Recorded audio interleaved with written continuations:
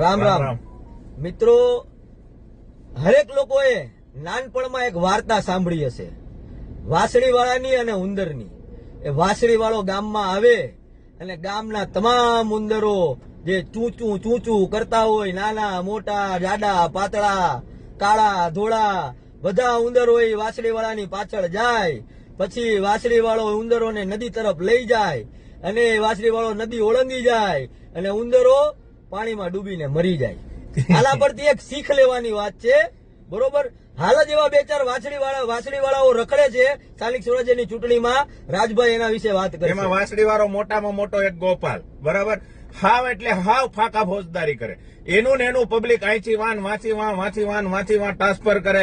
Plus એટલું જ નહીં, ટ્રાન્સફર કરે એટલું જ નહીં, એ જ્યાં ધારાસભ્ય તરીકે ચૂંટાયો એ વિસાવદર, એને કાંઈ લેવા દેવા નથી વિસાવદર થી. જુનાગઢ જિલ્લાનું વિસાવદર ગામ અને વિસાવદર ને ભેસાણના આ એરિયાની આ પટ્ટાની અંદર જઈને આજ કોઈને પૂછો, 1 વર્ષ ત્યાં ધારાસભ્ય છે, એક કામ કર્યું નથી. એટલે જયભાઈ કેમ વાંસળી વગાડવી, માય કાચમાં આવી જાય એટલે ભોંકવા માંડવાનું, અને માય કાચમાં આવી જાય એટલે મજા આવે એમ ગૃહમંત્રી, મુખ્યમંત્રી, મોદી આન તેન. અરે ભાઈ, કામ હું કરીશ ઈ કે ને, એ કઈ છે જ નહીં. વિઝન કઈ છે નહીં. વિઝન વગરનો રખડતો હાવ રેડિયાર પાડા જેવો આમણે માટા મારતો હોય એટલે ગોપલો, બરાબર. અમને કોઈ એનથી રોષ નહોતો, પણ નકરું ખોટું બોલવું, ગલત નેરેટિવ ફેલાવીને લોકોને ભ્રમવાનું કોઈ કામ કરે ને તો એ આ ગોપાલ. એટલે આ ગોપાલથી પ્રોબ્લેમ છે. આની ભ્રમનામાં ના આવતા, નહીં તો ઉંદરડા જેમ ડૂબી ગયા ને એમ આપણે ડૂબી જવાનો વારો આવશે. ના, મારી વાત ઉપર વિશ્વાસ ના હોય તો એક વખત વિસાવદરમાં આટો મારીને પબ્લિકને પૂછજો. આ ફોન નથી ઉપાડતો એના, બરાબર. અને જે બાપનો ન થયો હોય ને એ જગતમાં કોઈનો ન થાય.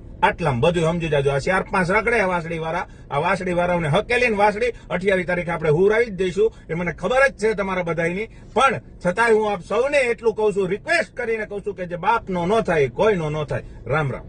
ગુજરાતની જનતાને સવાલ કરે છે, પણ એમની સરકાર પંજાબમાં છે, ત્યાં એમને શું કર્યું? એમની સરકાર દિલ્હીમાં રહી, ત્યાં એમને શું કર્યું? એ તો વાત કોઈ દિવસ કોઈને કરતો જ નથી. ગુજરાતની સરકારે શું કર્યું, બસ એ જ વાત કરીને નેરેટિવ્સ ફેલાવીને પબ્લિકના માઇન્ડ વોશ કરવાની વાત કરે છે. અને પબ્લિક પણ ઉંદેડાની જેમ એની પાછળ જાય છે. પણ મને ખબર છે કે મારી ગુજરાતની જનતા એ કોઈ દિવસ આવા વાસળીવાળા, આવા મદારી, આવા જાદુગરની વાતમાં નહીં આવે. અને એનો મત વિકાસને જ જશે. એનો મત ક્યાં જવાનો છે એ સમગ્ર ગુજરાતની જનતા જાણે છે. કોને મત આપવાનો છે એ ગુજરાતની જનતા જાણે છે. અત્યાર સુધીમાં કોણે વિકાસ કર્યો છે એ ગુજરાતની જનતા જાણે છે. અને આવનારા સમયમાં વિકાસ કોણ કરશે ને એ પણ ગુજરાતની જનતા જાણે છે. અને જે લોકો એવું કહેતા હોય ને અહીંયા વિસાવદર વાળી થશે, એને હું કહી દઉં કે